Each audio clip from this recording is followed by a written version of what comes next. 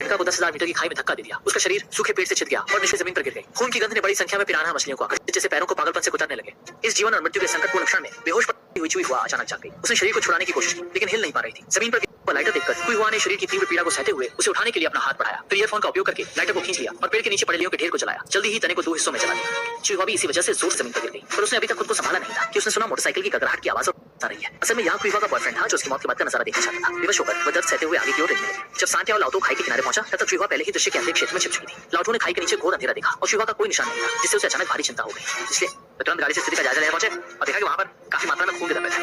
फिर वो खून के निशान का पीछा करते हुए कुइहुआ का पीछा कर रहे थे, बिना यह जाने कि कुइहुआ एक गुफा में छुपी थी। उसने जल्दी से अपने घाव का इलाज किया और अब पारी थी उसके प्रतिशोध। पहले उसने दूरबीन से देखा कि उसका बॉयफ्रेंड कार चलाते हुए जा रहा था। फिर उसने एक ऊंचाई वाली जगह पहुंची और जब कियांग का अपनी गाड़ी में ईंधन भर रहा था, तो कुइहुआ ने 8 गुना वाले लेंस का उपयोग करके कियांग का दिशा बिना किसी हिचक के ट्रिगर दबाया और सीधे उसे पश्चिमोत्तर की ओर भेज दिया। और इस तरह वह एक जीवन मरण की विपत्ति से बच गया।